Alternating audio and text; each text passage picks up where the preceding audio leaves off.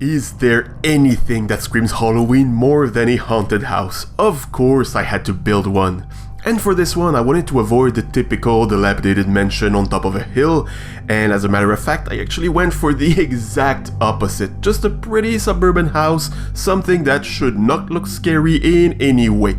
And that's the house we ended up with. Now of course, most horror enthusiasts will recognize its inspiration, as it shares many elements with the notorious Amityville haunted house.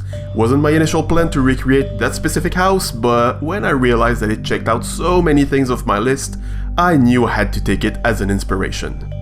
So let's start with the outside. The most notorious feature is the top floor windows. Getting the right shape was extremely important, and that's why we have those awnings here. With just a stair and 4 trapdoors on each, we got the perfect curve.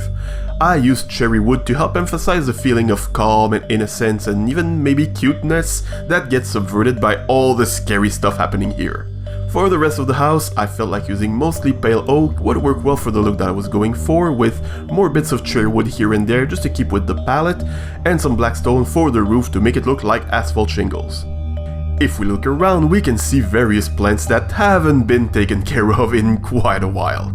And if we peek through the windows, all the furniture has been covered in white sheets. Clearly, no one lives here, and no one has lived here for a while.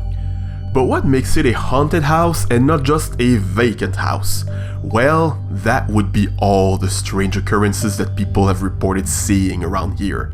See that window up there? There's a light that flashes in that room, which is clearly just a wiring problem. But there's a legend that says that if you look at it long enough, you might start seeing a silhouette inside.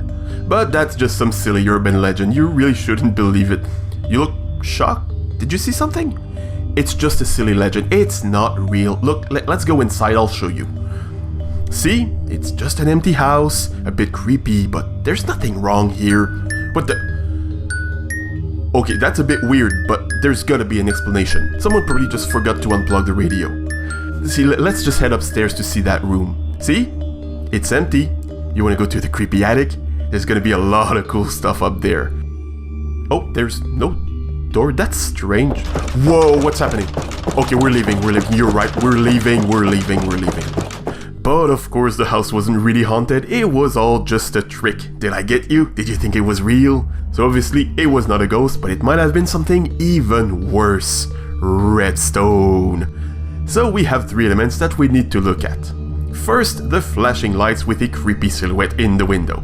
The silhouette is of course an armor stand with black leather armor and a withered skeleton skull on top of a piston. It all gets powered in the basement though, and it works pretty much the same as the flickering light circuit that I made a couple weeks ago. So there's gonna be a link in the description if you want to see more on that. But basically, there's a clock with a randomizer that turns the lights on, and every time it turns on, it also powers another randomizer that decides whether or not to lift the armor stand. By playing around with delays a bit, we can make sure that it lifts just before the lights turn on and that it falls back down just after they turn off. For the creepy song now, it's just the very old school trick of hiding a redstone ore under a carpet and having an observer look at it.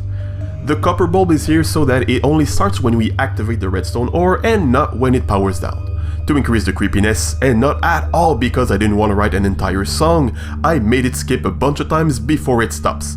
I did that by repeating the last 3-note sequence, but with a shorter delay before each sequence to make it start earlier than expected, and I also tuned down the first note to make it sound off and put more emphasis on the skipping. Finally, for the slamming doors, they are powered by these 2 observers looking at each other, but the signal is being overridden by this torch here. However, there is a calibrated skulk sensor here that turns that torch off whenever it detects a player walking on the top floor with a pulse extender to make it last a bit longer. And that's it, that's how I made this haunted house. What are your tricks to make a house look and feel haunted?